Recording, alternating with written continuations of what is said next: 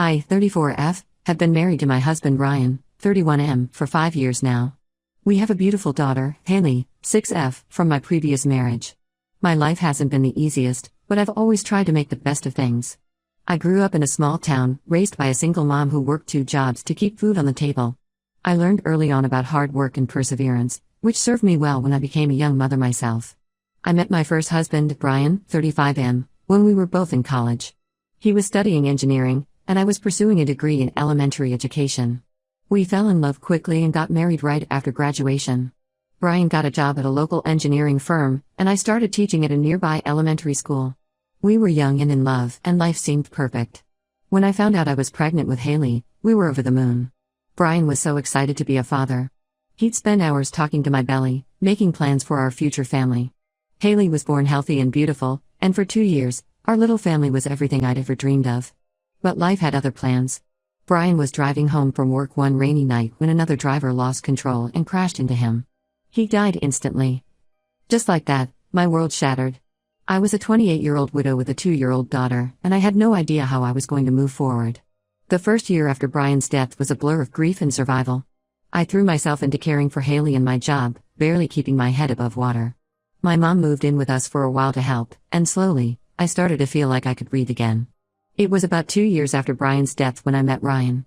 He just started teaching at my school, fresh out of college and full of enthusiasm. At first, I saw him as just a friendly colleague. He was younger than me, and I wasn't looking for a relationship. But Ryan was patient and kind, always there with a word of encouragement or a helping hand. Slowly, almost without me realizing it, Ryan became an important part of our lives. He'd offer to watch Haley when I had parent-teacher conferences, or he'd bring over dinner when he knew I'd had a tough day. Haley adored him, always excited when Mr. Ryan came to visit. It took me a long time to admit to myself that I was falling for Ryan. I felt guilty, like I was betraying Brian's memory. But my mom sat me down one day and told me that Brian would have wanted me to be happy, to give Haley a loving family again. With her encouragement, I finally allowed myself to open up to the possibility of love again. Ryan and I started dating, taking things slow for Haley's sake. He was incredible with her, never trying to replace Brian but carving out his own special place in her heart. After a year of dating, Ryan proposed, and I said yes. Our wedding was small and intimate, just close family and friends. Haley was our flower girl, beaming with pride as she walked down the aisle. As I said my vows to Ryan, I felt a sense of peace I hadn't experienced since losing Brian. I knew we were starting a new chapter in our lives, and I was excited for what the future held. The first few years of our marriage were wonderful. Ryan legally adopted Haley, and she started calling him Dad. We settled into a comfortable routine, balancing our jobs, family time, and our relationship. We even started talking about having another child together. But there was one cloud hanging over our otherwise happy life: Ryan's father, Gerald, 65M. From the moment we met, I could tell Gerald didn't approve of me or Haley. He was a successful businessman who'd had big dreams for his only son. In his eyes, Ryan was throwing away his potential by marrying a widow with a child. At first, Gerald's disapproval was subtle. He'd make comments about how Ryan was playing house or how he hoped we weren't planning on having more children because Ryan is too young to be tied down. I tried to brush these comments off, hoping that over time, Gerald would see how happy Ryan was and come around. But as the years went by, Gerald's behavior only got worse. He'd openly ignore Haley at family gatherings, refusing to acknowledge her when she tried to show him her drawings or tell him about school. He'd make pointed remarks about how it was such a shame that Ryan wouldn't have children of his own. Each comment felt like a knife to my heart, but Ryan always seemed oblivious to the hurt his father was causing. I tried talking to Ryan about it several times, but he'd always defend his father. "That's just how Dad is," he'd say, or "he doesn't mean anything by it." I began to dread any family gatherings where Gerald would be present, but I put on a brave face for Ryan's sake. Things came to a head last month when Ryan's sister Amy, 28F, invited us all for a family vacation to celebrate her engagement. The idea of spending a whole week with Gerald filled me with anxiety, but Ryan was so excited about the trip. He talked about how it would be a great opportunity for everyone to bond and for Gerald to finally see what a great family we were. Against my better judgment, I agreed to the trip. We arrived at the beach resort where Amy had rented a large vacation home for all of us. The first few days were tense but manageable. Gerald mostly ignored me and Haley, which I preferred to his usual snide comments. On the 4th day of the trip, we all decided to visit a large shopping mall nearby. Haley was excited about buying souvenirs for her friends back home, and even I was looking forward to some retail therapy. For a while, everything seemed fine. Gerald was keeping his distance, and Haley was having fun looking at all the shops. I stepped away to use the restroom, leaving Haley with Ryan and the rest of the family. When I came back, I couldn't find Haley anywhere. Panic set in immediately. I started searching frantically, calling her name and asking everyone if they'd seen her. Ryan and Amy joined in the search, but there was no sign of Haley. After what felt like hours, but was probably only about 20 minutes, we found Haley crying near the mall's information desk. A kind security guard had found her wandering alone and brought her there. I hugged her tightly, relief washing over me. When Haley calmed down enough to speak, she told us something that made my blood run cold. She said Gerald had taken her hand, led her away from the group, and told her to wait on a bench because he was going to buy her a surprise. Then he just left her there and never came back. I was furious. I confronted Gerald in front of the entire family, but he denied everything. He claimed Haley must have wandered off on her own and was making up stories. To my shock and disappointment, Ryan seemed to believe his father over our daughter. We cut the vacation short and returned home immediately. Since then, things have been extremely tense between Ryan and me. He keeps insisting that Haley must have misunderstood the situation and that his father would never do something like that. I've tried explaining how Gerald has always treated us, but Ryan refuses to listen. I'm at my wit's end. I don't feel safe having Gerald around Haley anymore, but Ryan thinks I'm overreacting. He's even suggested that we all get together for dinner to clear the air. I absolutely refuse to put Haley in that situation again. I love Ryan, but I'm starting to wonder if our marriage can survive this. Am I overreacting? Should I give Gerald another chance for the sake of keeping the peace? Or should I stand my ground and protect my daughter, even if it means potentially ending my marriage? Update 1. It's been about 2 weeks since my last post, and I wanted to give you all an update on the situation. First of all, thank you so much for all your supportive comments and advice. It really helped me gain perspective and find the courage to stand up for myself and Haley. After reading your comments, I realized that I needed to have a serious conversation with Ryan. I spent a few days gathering my thoughts and preparing what I wanted to say. I wanted to make sure I could express myself clearly without letting emotions take over. Last Friday, after Haley had gone to bed, I asked Ryan if we could talk. We sat down in the living room, the same room where we'd spent so many happy evenings as a family. I took a deep breath and started from the beginning. I told Ryan about all the little incidents with Gerald over the years, things I brushed off at the time that had built up over time. I reminded him of the time Gerald had forgotten to buy Haley a Christmas present, even though he'd given expensive gifts to his other grandchildren. I talked about the family barbecue where Gerald had loudly asked when Ryan was going to have real children of his own. As I spoke, I could see Ryan's expression changing. At first, he looked defensive, but as I continued, I saw confusion and then dawning realization in his eyes. When I got to the mall incident, Ryan tried to interrupt, but I asked him to let me finish.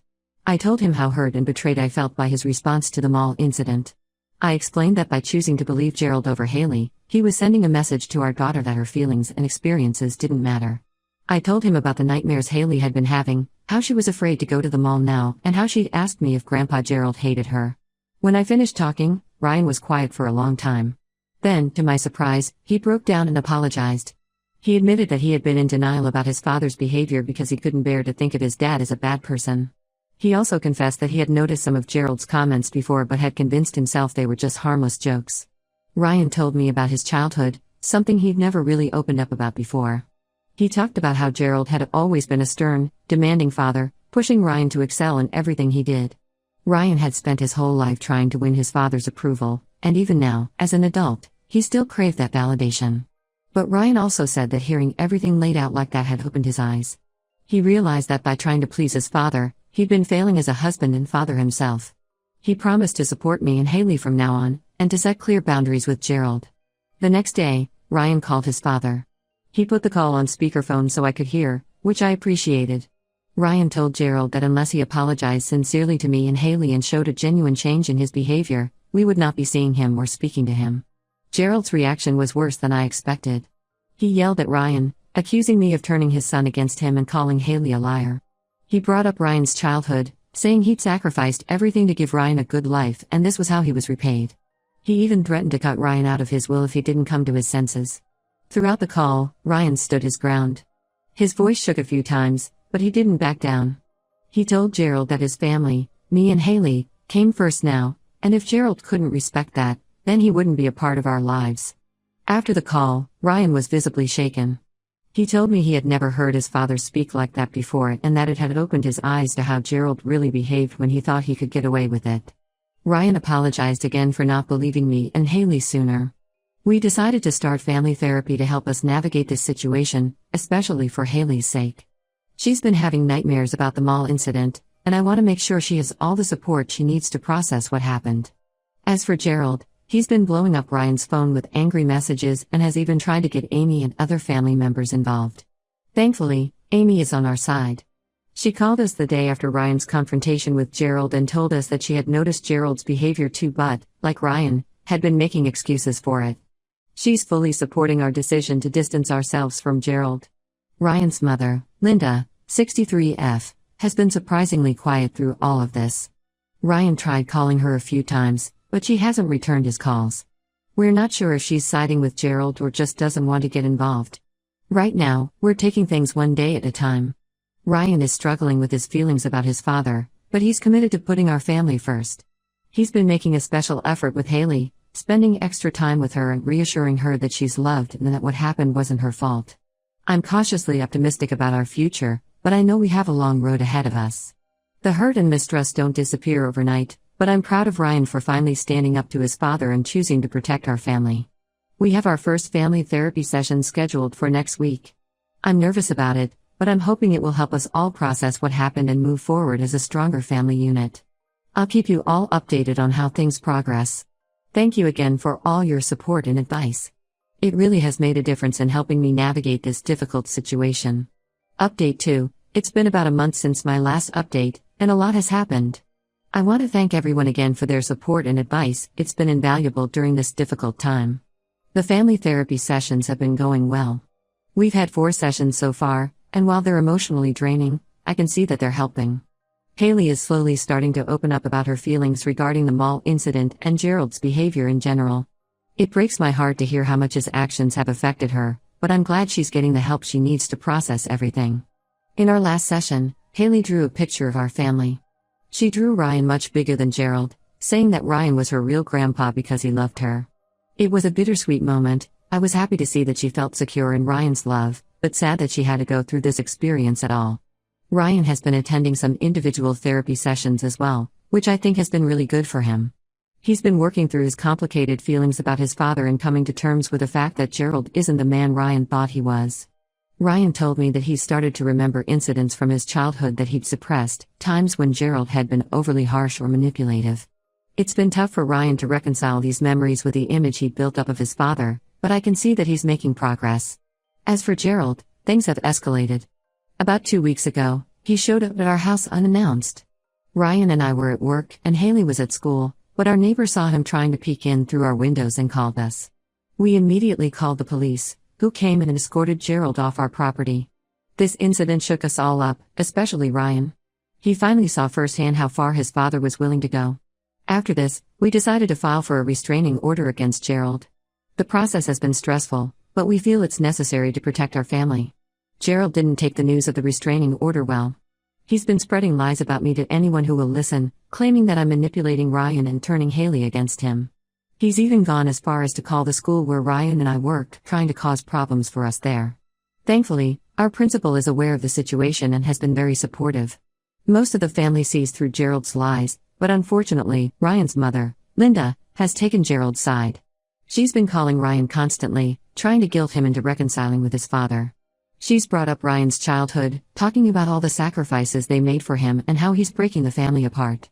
It's been hard for Ryan to hear, but he stood firm in his decision to protect our family. Ryan told Linda that unless she can respect our decisions and boundaries, we'll have to limit contact with her as well. She didn't take this well and has since stopped calling altogether. I can see that this estrangement from his parents is taking a toll on Ryan, but he assures me that he doesn't regret his decision. We've had to make some changes in our daily lives. We've installed security cameras around our house and changed our routines to be less predictable. It's sad that we have to take these measures, but Haley's safety is our top priority. We've also had talks with Haley's school, making sure they know not to release her to anyone but us, no matter what. On a positive note, this whole ordeal has brought Ryan and me closer together. We're communicating better than ever, and I feel like our relationship is stronger for having gone through this. Ryan has been an incredible father to Haley, going above and beyond to make her feel safe and loved. He's taken time off work to be there for Haley's therapy sessions and has been helping her work through her fears.